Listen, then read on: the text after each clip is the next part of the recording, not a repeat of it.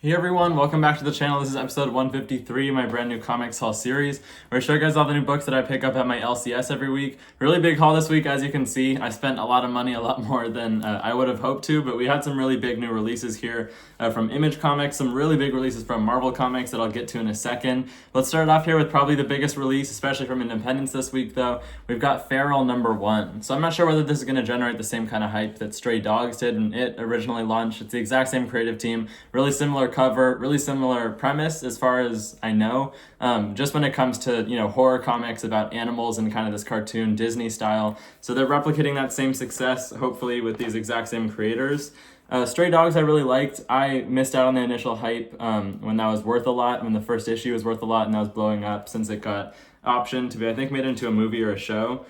Which we haven't heard too much about since then, but I read the whole thing in trade paperback format, and then they did like a follow-up miniseries with some short stories and stuff. I feel like it's been about a year since we've had anything like related to Stray Dogs from these creators though. This one is about cats. I'm really not sure exactly what the premise is going to be, how it's going to be different from Stray Dogs, but maybe I'm thinking too much about relating it to that series because it's just good to have more from these creators, right? I had not heard of either of them before reading Stray Dogs, so I'll be really curious to see what they continue doing, whether they'll kind of break out of this medium ever, if this is going to be something that they'll keep riding the success of for a while. I might do a review this one if I can find the time, just a non-spoiler quick one, so look out for that if I end up posting that. Next up though, another one from Image Comics, a new #1. This is an ongoing series. Sam and Twitch Case Files. So this is part of the new U. They have a little logo in the corner there. It's just Spawn's universe with the rebranding because they're rolling out a bunch of new series, like some mini-series, some ongoings like this. But there's a lot that's going to be rolling out within the next few months that they announced. This one is just an ongoing series about Sam and Twitch, these classic detectives that have been in Spawn comics since the very first issue. The art is by Simone Kudransky, which is pretty cool, who I think had a really long run on like the actual main Spawn title, but is also going to be helping out with some of these new ones. Todd McFarlane himself is writing this series though, and I've actually heard some not great things so far, which is a little bit discouraging. I think the artwork might be what saves it. I mean, you only have to buy these issues for $3 when it comes to Spawn's universe, but looking at what we have so far, there's this really, really weird lettering. I don't know if I will be able to get used to this. It looks really unprofessional. I mean, I could see, I guess, maybe what they're going for, just as a detective comic, doing something a little bit different, but I'm not loving it so far. We'll see. I still have to read the issue, but this is going to have to win me over based on the first impression.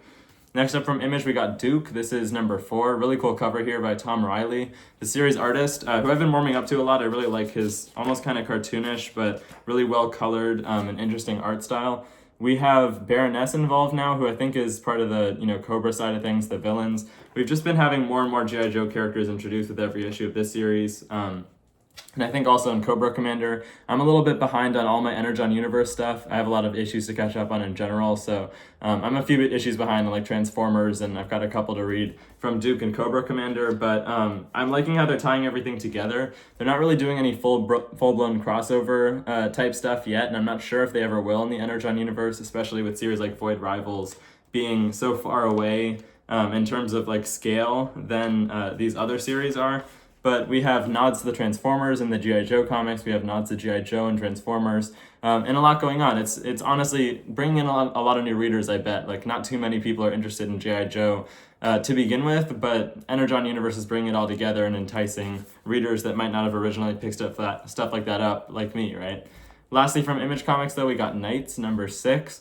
Another one of my favorite ongoings. I have, I think, #5 still to read for this one, but really kinetic art style. A lot happens in this series. It feels like each new page is another little story bit. All these kind of interesting characters that live in Miami, if I'm remembering correctly, or it might be Tulsa or something, who are living in like this kind of fantastical world. There's like ghosts, there's demons, all kinds of different stuff happening, like underground fantastical passageways and stuff. It just has to do with like this teenager, I think he might be in his last year of high school, traversing everything and dealing with a lot. I mean, I don't really want to go into too much more detail beyond that. It's just a fun read. I feel like it's a lot different than anything else coming out right now, even on the independent side.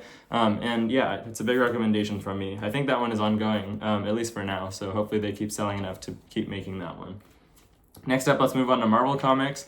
Some big Spider-Man releases, starting with Ultimate Spider-Man #3. Biggest series on the shelves, period, right now. This one sells like crazy every time it comes out. I think all the Ultimate titles are always worth like $20 as soon as they come out. So all the more reason to just have a pull list, right?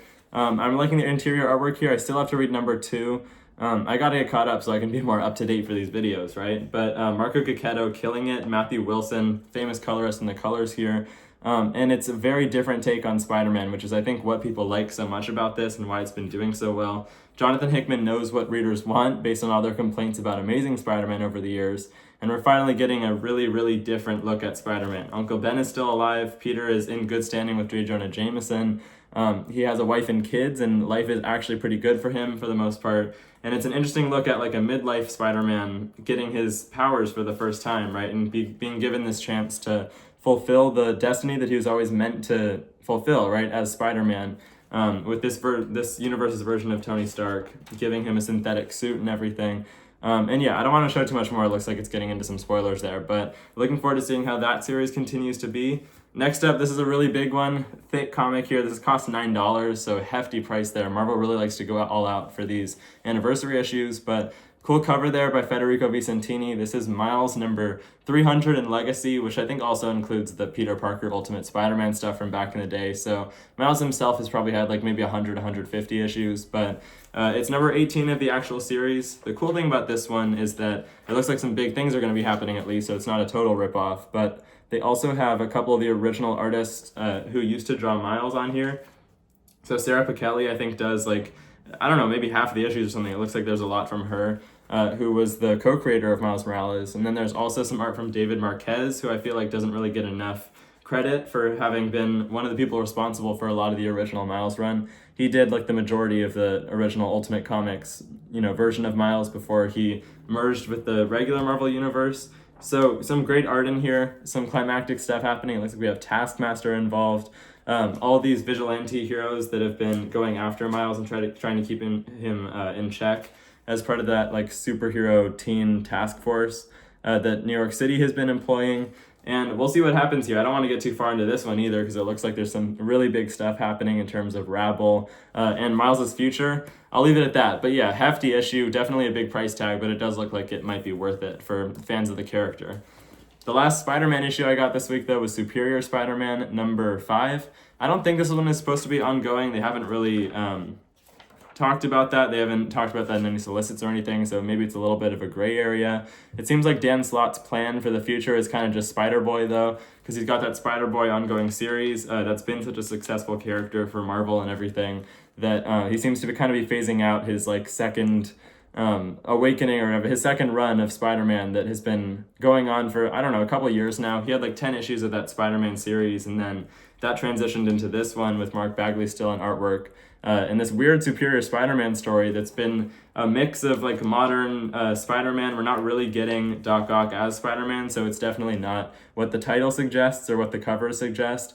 It's basically Peter Parker using his own body. He's in control of himself as Spider-Man, Doc Ock behind the scenes, like trying to take things over again. My take is also a little bit behind on this one. I think I still have to read number 4, but I'm liking it. I really like Dan Slott's writing style, to be honest. I know a lot of people don't, but I do enjoy his more lighthearted take on these superheroes. It's kind of refreshing a lot of the time, even if big stuff is happening, for it not to necessarily be taken too seriously. And Superior Spider-Man, the original run, is one of my favorites, so it's cool to have the original creators back on that. Next up from Marvel, we've got Rise of the Powers of 10, number 3. Call back to the original, Moira X from Powers of 10, and that whole scene where she sits on the bench with Charles Xavier and they talk about creating Krakoa, which was like 5 years ago now or something. Amazing artwork in here by R.B. Silva. Look at those colors. This series itself, though, is nothing like the original Powers of 10.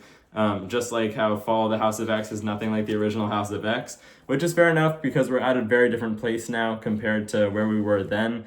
R.B. Silva was the original artist, but that's the only person that's remained the same in terms of creative team from the series from 5 years ago. Jonathan Hickman obviously isn't involved anymore. This has turned into this really complicated thing where there's these world-destroying, I guess universe-destroying deviations. I'm forgetting what they're called, honestly, but these like entities that Mr. Sinister created somehow is my best idea of it, that are able to destroy reality. So it's like Charles Xavier trying to figure out a future where that's not going to happen, and trying to outrace or like think ahead of this deviation called Enigma. it's like super confusing Kieran Gill and stuff. You need to have been reading like Immortal X-Men and I think Sins of Sinister and all this crazy stuff that I haven't really been caught up on because I was like taking a break from reading X-Men for a while before Fall of X. So maybe not really geared towards me. I feel like this should be easier to understand since it's such a big release that so many people are buying. But we'll see about that one.